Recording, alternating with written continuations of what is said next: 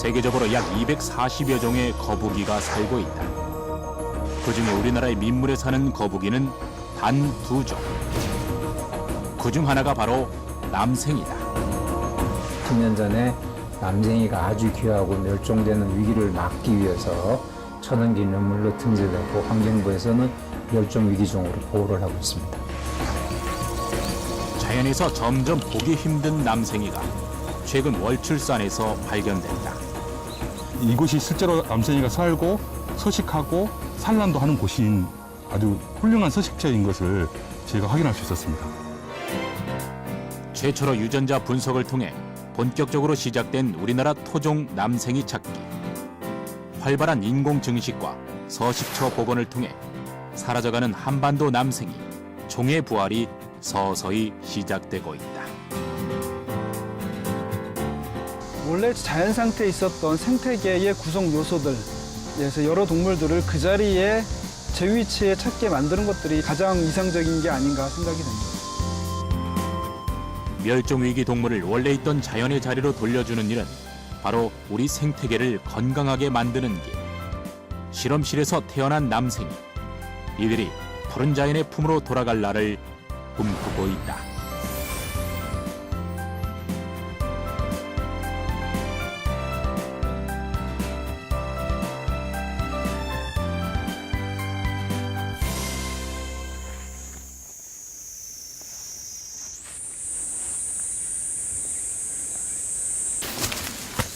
불과 수십 년 전만 하더라도 자연 상태에서 남생이를 흔히 볼 수 있었지만 지금은 쉽지 않다.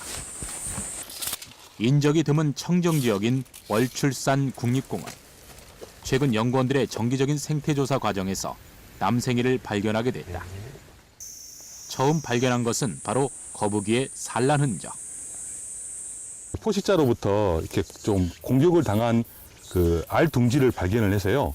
이제 현장에 와서 이제 전문가들과 같이 조사를 했는데 이 알 둥지의 크기나 이 모양 형태로 봐서는 그 남생이들이 그 산란하는 그런 산란지의 모습을 형태를 갖춰 있고, 알을 낳는 파충류 중에서 뱀과 달리 구덩이를 파고 산란을 하는 거북이.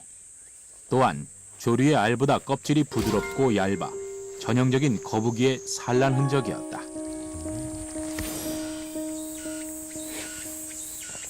저수지나 수로 주변의 모래톱에 산란하는 남생이가 선택한 새로운 산란 장소는 바로 산 중턱의 무덤가.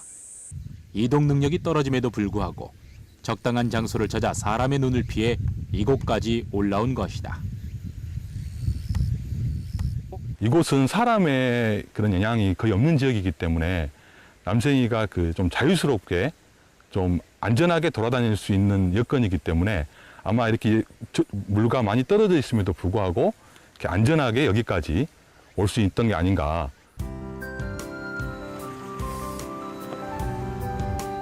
산란 흔적을 찾은 6월 이후로 본격적인 조사 활동을 벌여온 결과 인근 저수지 주변에서 발견된 남생이는 모두 6마리. 제법 오래된 성체부터 어린 남생이까지 저수지 일대에서 발견돼 복원 사업이 활기를 띠게 됐다. 그 서식하는데 이제 필요한 공간이 그 학술 연구에 의하면 한 3헥타르, 그러니까 행동권 분석을 했을 경우에 3헥타르 정도로 이렇게 추정하고 있습니다. 이 저수지가 이제 3헥타르 약간 넓거든요. 그 다음에 바로 피할 수 있는 그런 어떤 서식 여건이 되는 공간을 이렇게 선호하면서 이렇게 이동을 해서 이렇게 서식하는 걸로 그렇게 좀 추정할 수가 있겠습니다.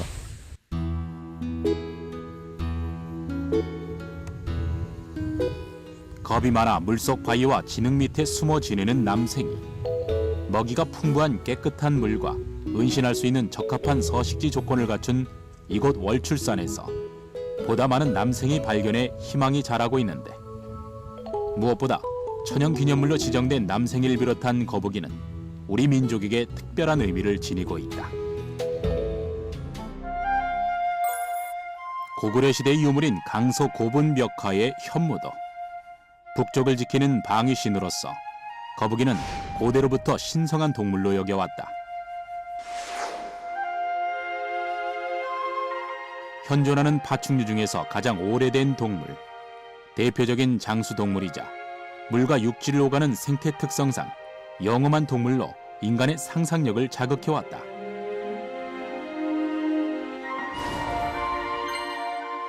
왕실의 권위를 상징하는 조선시대 왕가의 도장인 어보를 비롯해 석상이나 민화의 주요 소재로서 거북이는 무병장수와 복을 가져다주는 동물로 귀하게 대접받아온 것이다. 거북이는 일단은 십장생에 들어가는 동물이잖아요. 그래서 무병장수를 뜻하고 기를 넣어준다는 그런 동물을 상징하기 때문에 아주 신성지합니다.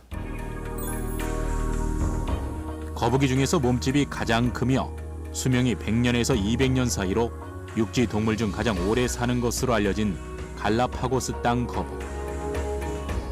보통 30-40년에서 100년 이상까지 종마다 조금씩 수명이 다르지만 거북이는 척추동물 중에서 가장 오래 사는 것으로 알려지고 있다. 에너지를 아주 효율적으로 사용한다는 거죠. 그러니까 다시 말씀드려서 소식을 하고 행동도 더디고 그러다 보니까는 다른 동물에 비해서 생명의 수명이 상당히 길다고 봅니다. 우리나라에는 장수거북과 바다거북, 자라, 남생이 4종의 거북이가 살고 있는데 그중 민물에 사는 종은 남생이와 자라뿐이다. 주로 물속에서 생활하는 자라는 등갑이 납작하고 헤엄치기 유리하게 물갈퀴가 있다. 남생이는 고전 설화와 민화에 흔하게 등장할 정도로 국내 하천 등지에서 쉽게 볼 수 있었지만 급격한 감소로 2005년 천연기념물 453호이자 환경부 지정 멸종위기동물 2급으로 지정됐다. 남생이가 우리 하천에서 사라지게 된 이유는 무엇일까? 가장 중요한 것은 하천 직광합니다. 하천을 콘크리트로 옹벽을 쌓다 보니까는 모래사장이 없어지고 남생이가 산란할 수 있는 장소가 줄어들게 되죠. 그 다음에 하천의 수질이 오염됨으로 따라서 점점 개체수가 줄어들었습니다. 수영을 잘하지 못하기 때문에 유속이 느린 강가나 저수지 주변에 살며 산란을 하는 남생이. 하천 정비와 개발로 서식지가 점점 사라져가면서 멸종위기에 몰렸다. 여기에 방생이나 애완용으로 무분별한 포획이 이루어지고 마구잡이로 수입된 붉은기 거북과의 생존 경쟁에서 밀리는 것도 또 다른 감소 원인으로 작용하고 있다. 미고기 원산지로 귀 옆에 붉은 줄무늬가 있으며 남생이와 등갑 모양부터 다른 붉은기 거북. 남생이보다 수영도 잘하고 행동이 민첩하며 엄청난 식성으로 우리 하천 생태계의 먹이사슬을 교란시켜 2001년에 수입이 금지됐다. 몇 해 전 국립생물자원관이 총 40개 지역에서 거북이 서식 현황을 조사한 결과를 보면 남생에는 13마리가 관찰된 반면 붉은기 거북은 51마리, 나머지 역시 미국산 거북이었다. 오랜 세월 우리 하천을 지켜왔던 토종거북이 남생이가 오히려 외래종의 자리를 내주며 사라져가고 있다.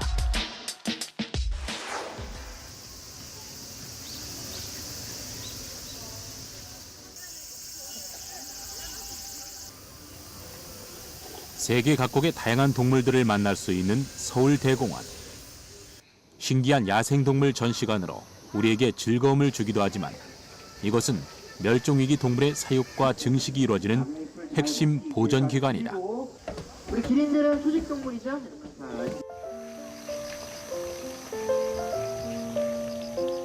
건강한 생태계 복원을 위한 서식지의 보전기관으로서 반달 가슴곰과 호랑이, 수달 등 21종의 우리나라 멸종위기 동물의 사육과 증식 연구는 물론 증식된 개체를 자연으로 되돌리는 서식지 복원을 추진하고 있다. 서울대공원에서 보호하고 있는 멸종위기종 중의 하나인 남생이. 본격적인 국내 남생이 인공 증식이 처음으로 시작된 곳이다. 그 남생이라는 그 거북이를 저도 어릴 때 시골에서 이제 본 경험은 있지만 그 이후에 동물원에 오랫동안 근무하면서도 남생이를 제가 본 적이 없었어요. 그래서 남생이가 있었으면은 동물원에서 전시하고 일반인들이 남생이가 어떻게 생겼는지 알려드리고 싶고 이런 생각이 굉장히 많았었죠. 흐린 날씨에는 이제 그냥 계속 멸종위기 동물 보호기관으로서 비 오는 날 남생이 복원에 관심이 컸지만 생각처럼 쉽지는 않았다. 이미 우리나라의 하천에는 붉은기 거북을 비롯한 생명력 강한 외래종이 넘쳐나고 있었던 상황. 증식을 하고 싶어도 토종 남생이를 구하기가 어려웠던 것이다. 그러던 중 반가운 소식이 들려왔다. 2004년 남생이를 키우던 동물 애호가로부터 20여 마리의 남생이를 기증받게 된 것이다. 이제 개인적으로 원래 야생동물을 좋아하는 사람이 이제 키우고 있었기 때문에 워낙 건강 상태도 좋았고요. 아주 그 성체 암컷을 기증받게 돼가지고 그 남생이로부터 이제 하나의 좋은 이제 번식을 할 수 있는 좋은 어미 개체가 되겠구나 그렇게 생각을 했었죠. 원종이 구해지자 인공 증식 연구는 활기를 띠게 됐다. 기존 해외 거북이 연구를 바탕으로 남생이만의 행동과 습성을 관찰하며 효과적인 인공 증식 기술을 개발하기 위해 노력했다. 우리나라의 대표적인 민물 거북이 남생이의 부활. 2005년 그 염원이 드디어 이루어졌다. 국내 남생이 복원의 첫 신호탄이 울린 것이다.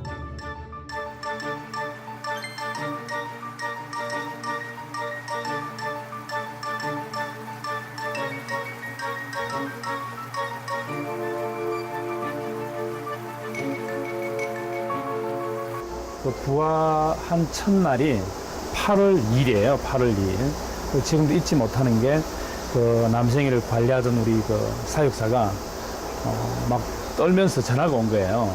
남생이가 아래에서 깨어났다고. 그래서 이제 그게 이제 지금도 그 목소리도 이제 기억이 나고요. 그래서 바로 달려와서 그 부화된 남생이를 처음 볼 때 그때 느낌이 지금 아직도 지금 마음속에 많이 기억이 남아 있습니다. 작년에 이거 자신의 아이가 태어나는 것처럼 기뻤던 성공적인 첫 인공 부화. 이를 시작으로 현재까지 증식된 개체 수는 약 120여 마리. 어느새 대가족이 됐다.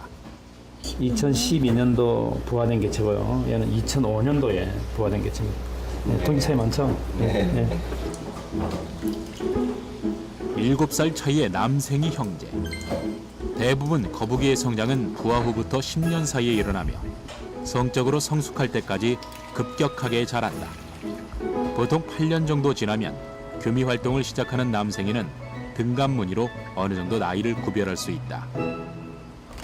나이를 궁금해하실 텐데 우리 일반 나무의 나이대처럼 이렇게 선이 가 있는 게 있어요. 선이 그어져 있는데 이거 자체가 이제 나무의 나이대처럼 정확하게 1살, 2살 이렇게 이해하기는 힘들지만 그래도 이렇게 줄이 많이 가 있게 되면은 이제 나이가 많은 개체로 생각을 할 수 있겠습니다.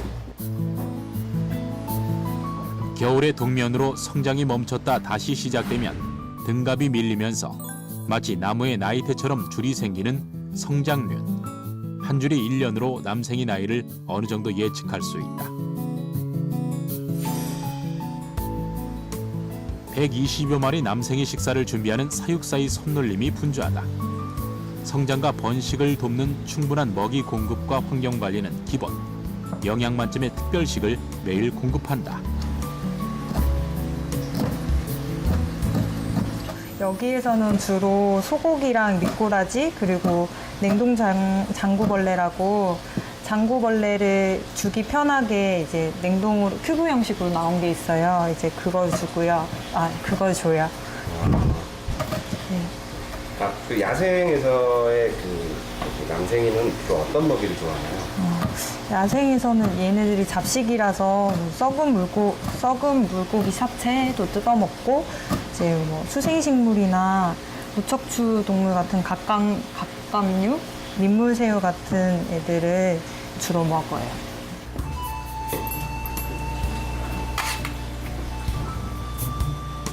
물고기 사체를 먹어 하천의 청소부라 불리우기도 하지만 이곳에서는 비타민과 칼슘제를 섞어주기도 하는 맞춤 영양식을 즐긴다. 이빨은 없지만 무는 힘이 강해 한 번 물면 잘 놓치지 않는 거북이. 하지만 이 남생이는 아직 어려서일까 큰 먹이가 버거워 보인다.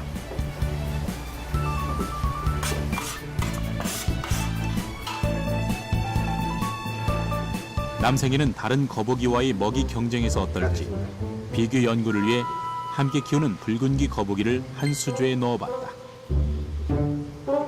붉은기 거북은 수조가 바뀌어도 금방 먹이에 달려드는 반면 구석으로 도망가버린 남생이 어느 거북이보다 겁이 많고 온순하다. 10년 가까이 남생이와 함께 해온 사육사. 작은 변화에도 주의를 기울이며 정성으로 돌보고 있는데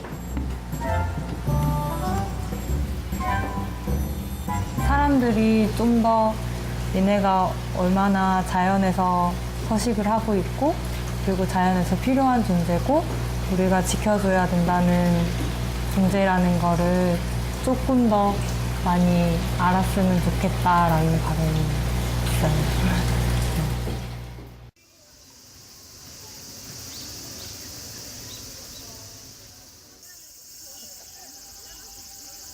만물을 성장시키는 뜨거운 태양의 계절. 기후변화로 폭염의 강도가 심해지면서 동물들도 여름나기가 힘들어졌다. 만사가 귀찮은 듯 배를 늘어뜨리고 꼼짝도 하지 않는 남미 들소. 열을 발산하기 위해 가빠진 숨을 토해내기 바쁘다. 찜통더위로 숨이 턱까지 차오른 반달 가슴곱.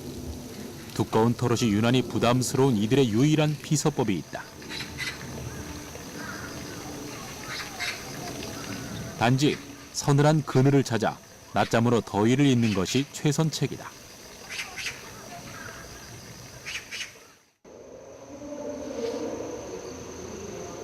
호흡하기 위해 가끔 코만 물 밖으로 내놓을 뿐 바다 표범은 물속에서 아예 나올 생각을 하지 않는다. 남미의 바다 사자인 오타리아. 역시 물속에서 몸을 식히고 낮잠을 청한다.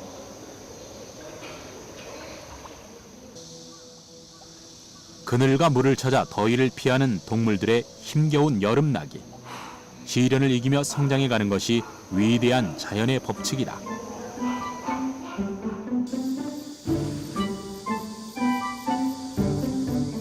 햇살이 뜨거운 여름 한낮, 무거운 등껍질에 비해 연약한 다리를 가진 느림보 남생이는 다른 동물들과 달리 바빠진다. 햇볕이 좋은 양지를 찾아 산보를 나가는 것이다.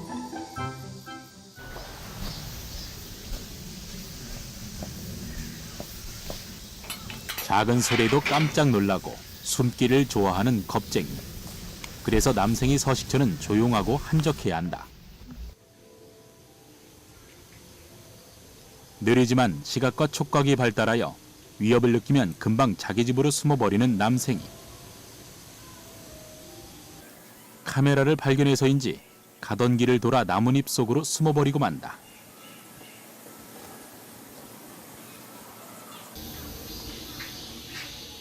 하지만 다른 한쪽에선 힘겨운 남생이의 등반이 펼쳐진다. 바로 일광욕을 하기 위해서다.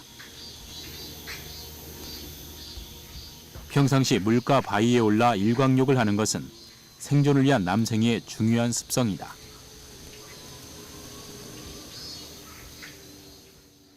파충류들은 변온동물이기 때문에 스스로 온도를 조절할 수가 없어서 일광욕을 함으로써 체온 조절도 하고 자외선을 받음으로써 얘네들이 스스로 합성할 수 없는 비타민 D3라는 영양분이 합성되면서 성장에 많은 영향을 끼칩니다.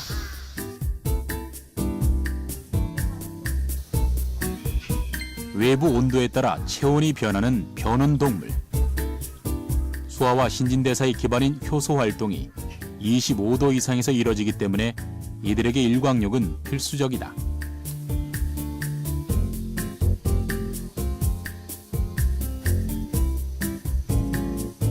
딱딱한 등갑은 열을 잘 흡수하지 못하기 때문에 목을 빼고 일광욕을 즐기는 남생이.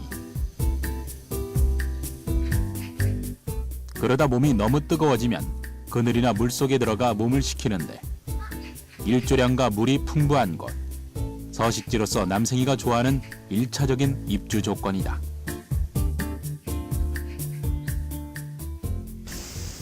일광욕을 할 수 있는 통나무와 돌, 작은 연못으로 꾸며진 서울대공원 야외 사육장은 번식이 가능한 성체들의 차지.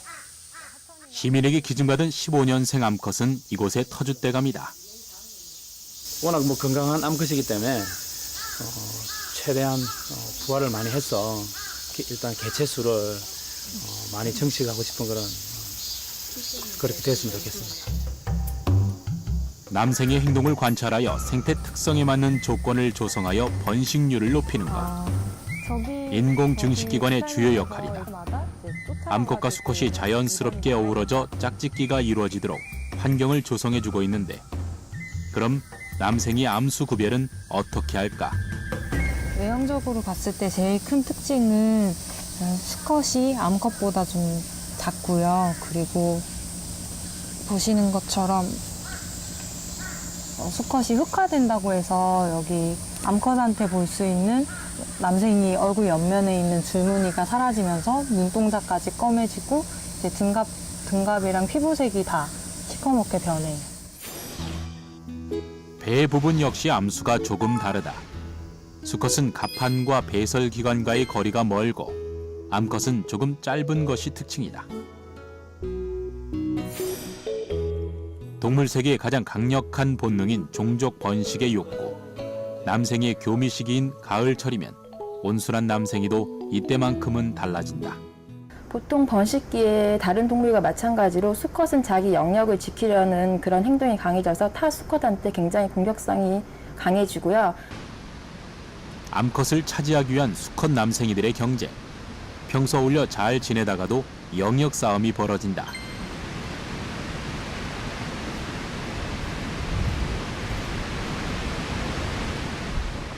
느림보 남생이가 유일하게 사나워지고 활발해지는 순간이다. 결국 경쟁자를 몰아내는 데 성공한 수컷은 암컷에게 적극적인 구애 행동을 한다. 사랑을 속삭이듯 얼굴을 맞대는 구애 행동.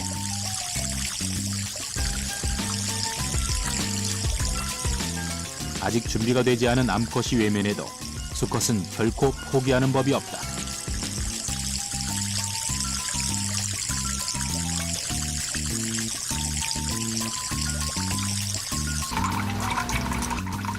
끈질긴 구애 행동이 성공하면 종족 번식을 위한 이들만의 수줍은 사랑의식이 시작된다. 10월 정도에 교미를 시작해서 이듬해 5월까지 동면에 들어간 후에 동면에서 깨어난 후 5월부터 8월까지 약 2, 3회에 걸쳐 최대 20개의 알을 낳습니다. 서울대공원의 남생이 보건팀은 최대한 개체수를 늘리기 위해 남생의 습성을 연구하며 이에 맞는 시설을 갖추고 있다. 한적한 강가의 모래톱을 파고 알을 낳는 남생이를 위한 산란장. 산란 시기가 되면 사육사들은 더욱 바빠진다.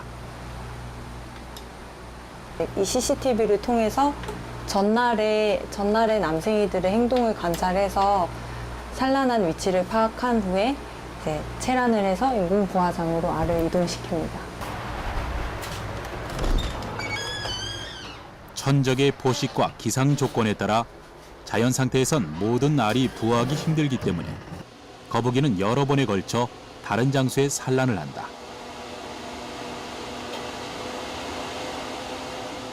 최적의 부화 조건으로 부화율을 높이는 인공 부화기.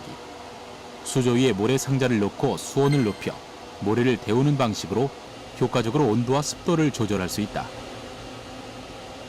여기에서는 28도에서 30도로 맞추고 있고 습도는 80에서 85% 정도로 맞추고 있고요.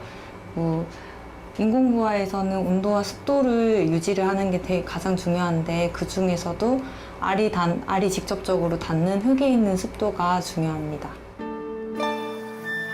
포유류와 달리 체내 수정을 통해서 모든 영양물질을 가지고 태어난 알은 오직 자연의 힘으로 부화가 이루어진다.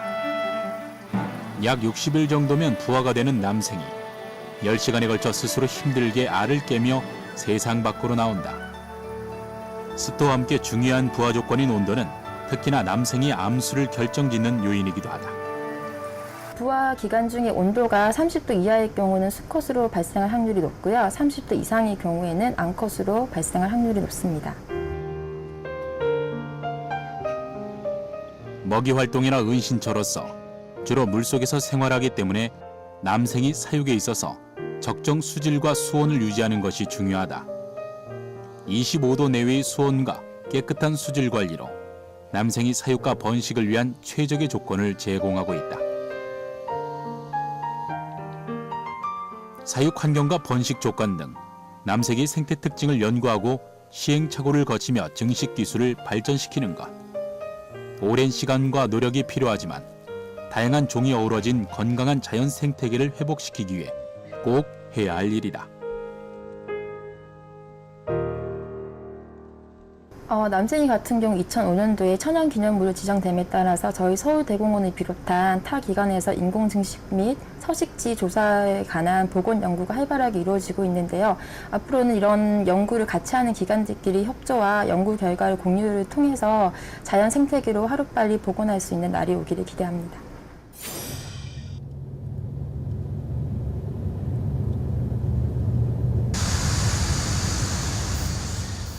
자연 환경과 경관 보호를 위해 지정된 국립공원. 야생동물이 살아갈 수 있는 최고의 서식지로 현재 전국적으로 20개의 국립공원이 있다. 환경적 가치가 높은 국립공원의 생태계 조사와 연구가 이뤄지는 곳. 이곳에서도 남생의 증식 연구가 최근 활발히 진행 중이다. 천연기념물이기 때문에 법으로 함부로 포획을 금지하고 있는 남생이 환경부 승인을 받아 불법으로 밀렵된 개체를 기증받아 연구하고 있다. 이제 1년 동안 10년 동안 얼마큼 자라는지 알아야 저희가 그 개체에 대해서 예측을 할 수 있고 또 증식이나 복원의 사업할 때 그 중요한 그 기초 자료로 쓰기 때문에 항상 가장 중요하게 이렇게 기초 자료 특정에서 이게 신체 측정을 매번 하고 있습니다.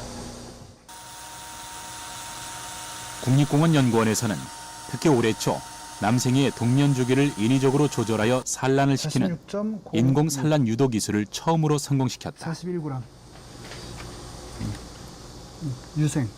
그 인공 산란 유도 기술이라고 하는 것은 그러니까 자연 상태에서 교미까지 자연스럽게 유도를 하고 이 개체들을 가동면을 시킵니다. 인위적으로 온도 조절해서 가동면을 시켜서 겨울이라는 걸 인식시키고 다시 급격히 온도를 올려서 그 이제 자연 상태에서 번식기하고 똑같은 환경을 만들어주는 거죠.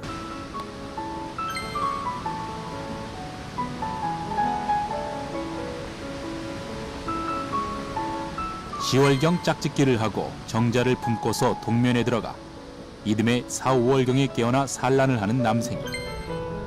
긴 동면 기간을 인위적인 온도 조절로 단축시키는 것이 인공 산란 유도 기술의 핵심.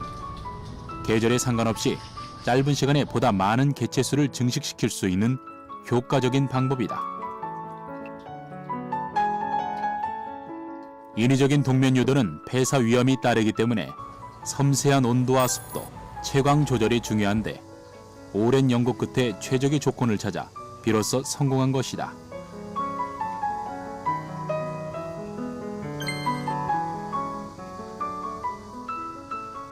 올해 2월에 저희가 알을 확인을 해서 그 인공 부화를 시켰습니다. 그래서 올해 4월 20일경에 출생을 해서요.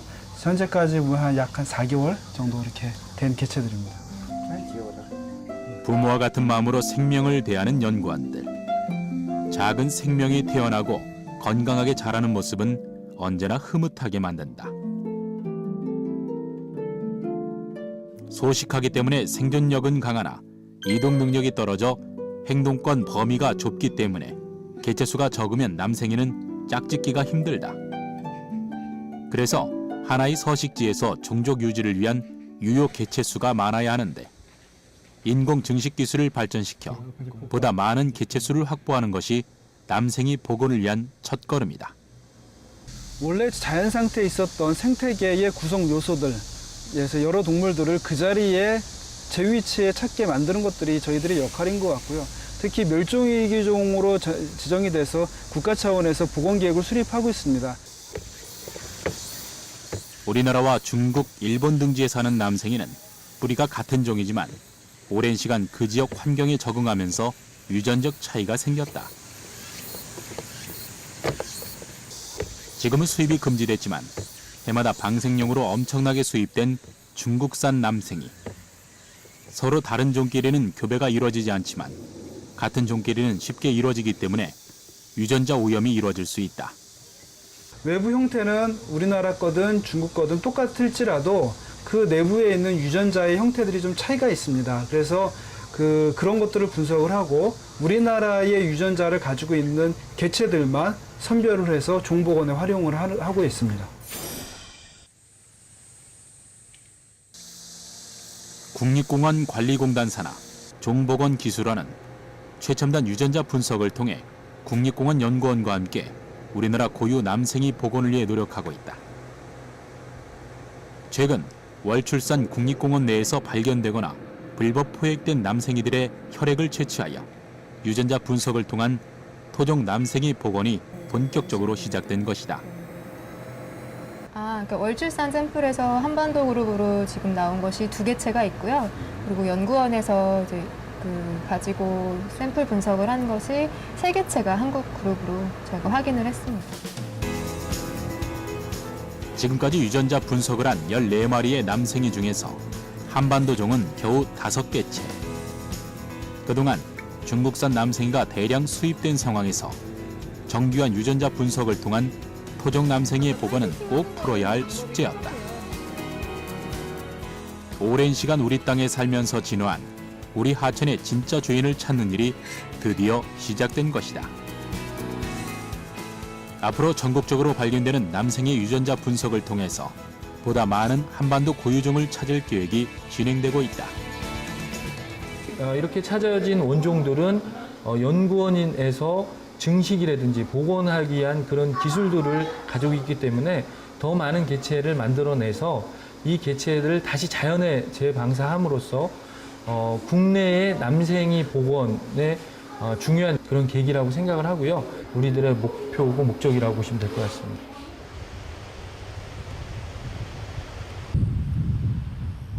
태안해안국립공원의 바람 아래 해변. 해안 사구가 발달한 이곳에 또 다른 멸종위기 동물이 살고 있다. 태안해안의 생태계 회복을 상징하는 깃대종. 이렇게 기찻길처럼 쭉 남겨 있는데 이게 그 표범장지뱀이 걸어간 발자국입니다. 이렇게 보이시죠? 이렇게 쭉 타고 바다에서 자기 몸 말리고 한 자국입니다. 이렇게. 꼬리를 끌고 가는 선명한 흔적을 남긴 멸종위기종은 바로 표범장지뱀. 도마뱀과 비슷하게 생겼지만 발생학적으로 다른 계통인 장지뱀류로 국내에는 표범장지뱀과 함께 아무르장지뱀과 줄장지뱀 등이 서식하고 있다.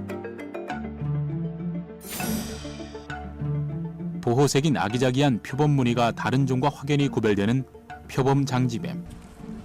행동이 아주 민첩하고 모래 속에 숨어들며 다른 동물의 공격을 쉽게 피하지만 해수욕장 개발 등 서식지 감소로 멸종 위기종이 됐다.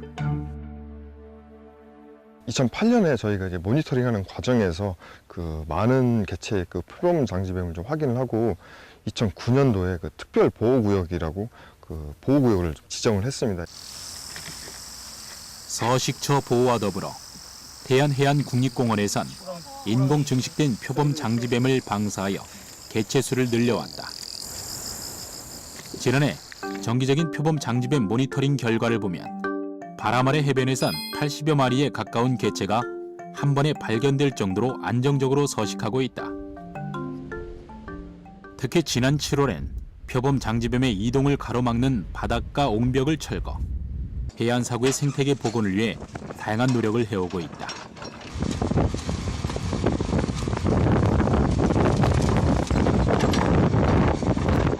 생태계 이런 좀 단절을 하고 있어서 저희가 올해 옹벽을 좀 철거를 하게 되었고요. 옹벽 철거 이후에 저희가 이제 이쪽에 그 모래 포집기라고 하는 그 모래를 좀 약간 모을 수 있는 그런 그 자연 재료, 나무를 이용한 그 울타리를 설치를 할 예정이에요. 설치를 해가지고 그 해안 사고에 좀 복원을 좀 도우려고 제가 좀 하고 있습니다. 오직 바람과 파도의 힘으로 형성되는 자연 방파제 해안 사구는 바다와 공존하기 위한 위대한 자연의 선물이다. 물이 부족한 토양에도 뿌리를 내리는 사구식물은 모래 침식을 막고 생태계를 안정시키는 중요한 역할을 한다. 해안 사고 생태계에 살고 있는 이 식물들은 표본 장지뱀에 좋은 은신처가 될 수 있습니다. 험난한 환경에서 적응력을 키우며 진화하는 것이 자연의 섭리. 멸종위기종 복원 사업에서 가장 이상적인 방법은 유전적 다양성을 키워갈 수 있는 자연 서식처 내에서의 보존이다. 그런 사육시설에 있다 보니까는 여러 집단이 같이 혼서해갖고 교잡을 못하다 보니까는 근친교에 의해서 열성주전자 계속 축적됩니다. 그러다 보니까는 적응력이 떨어지니까는 생존력이 떨어진다고 볼 수 있죠. 가장 중요한 거는 서식처 자체, 사리터 자체를 보존하는 것이 가장 급선무고요. 자연에 있는 것은 자연으로 되돌려줘야 하는 것이다.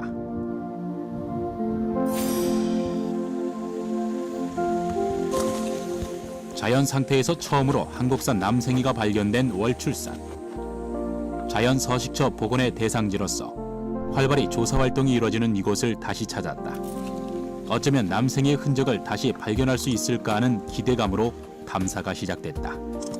보시다시피 주변이 이렇게 숲으로 둘러싸여 있어서 어느 정도 이렇게 좀 안전한 서식 환경을 갖추고 있고요. 상수원 보호지역으로 개발과 오염이 되지 않아 다양한 동식물이 어우러져 생태계가 안정된 곳. 그러기에 먹이사슬의 중간고리인 남생이를 발견할 기대감도 크다. 지금 보시는 이 흔적이 전형적인 그 남생이의 배울림 자국의 모습입니다. 조사를 시작한 지 오래지 않아 뜻밖의 것을 발견했다. 등갑을 끌면서 이동하기 때문에 나타나는 거북이만의 특징인 일명 배울림 자국이 발견된 것이다. 이 정도 배울림 자국의 흔적이나 크기로 봐서는 한 20여 년 정도 된 아주 큰 성체인 것으로 판단이 됩니다. 또 다른 개체의 발자국 같은 직접 실물을 보지 않아 남생이 여부를 확인할 수 없으나 제법 큰 성체 거북이 흔적이 여러 곳에서 발견됐는데 가뭄으로 물이 빠지면서 저수지 바닥을 확인할 수 있었던 이번 조사 과정에서 배울림 자국만 6군데 발견됐다. 발자국은 저기 되게 선명해. 아주 최근 건데 이 친구도 약간 S자국 존을 그려서 물가로 들어갔네. 인공 증식된 남생이의 방사는 과거 남생이가 서식했거나 현재 서식하는 지역을 대상으로 한다. 서식 조건에 적합한지 주변 환경을 면밀히 검토하여 생존 가능성이 가장 높은 지역을 선정하는데 이곳 월출산은 최적의 후보지다. 이곳은 어느 정도 남생이가 서식하기에 매우 안정적인 환경을 갖고 있다고 판단이 됩니다. 추가적인 조사를 더 해서요. 혹시 남생이의 서식하는 데 어떤 위험 요인이 발견이 되면 그 위험 요인을 제거해서 좀 더 안전하게 남생이가 이곳에 살 수 있도록 하겠고요. 눈에 띄지 않는 곳에 숨어있기를 좋아하는 예민한 동물.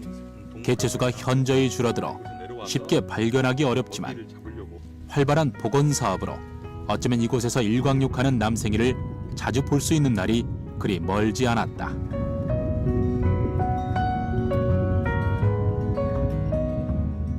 이번 기회를 통해서 우리가 함께 숨쉬었던 동물들을 복원함으로써 이 동물이 살 수 있는 건강한 생태계가 만들어지고 또 그 생태계 내에서 사람과 동물, 식물들이 공존하는 아주 건강한 자연에서의 생활들을 할 수 있게끔 만들어주는 것이 중요한 목적이라고 할 수 있겠습니다.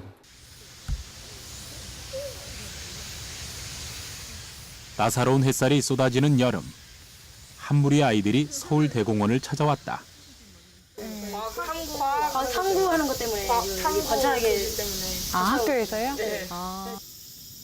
어느새 동물원에서나 볼 수 있는 멸종 위기종이 된 남생이. 감기가 들어서. 학교 숙제로 시작된 관심이지만 사육사의 이야기를 듣는 내내 사뭇 진지하다. 조금 불쌍하기도 하고 앞으로 저희가 나라도 이렇게 동물을 위해서 살아야겠다라는 생각이 들기도 합니다. 자연에서 쉽게 볼 수 없는 남생이를 직접 보며 소중함을 느끼는 아이들. 하천의 건강성을 나타내는 지표로 생태계 유지에 꼭 필요한 남생이. 하지만 멸종하는 속도가 빨라 지금 대응하지 않으면 어쩌면 더 이상 볼 수 없는 종이 될지도 모른다. 복원을 통한 멸종위기종과의 공존은 인류 생존의 토대이자 후손에 물려줘야 할 소중한 유산이다. 푸른 자연의 품속으로 돌아가야 할 남생이, 그 속에 우리의 풍요로운 미래도 함께한다.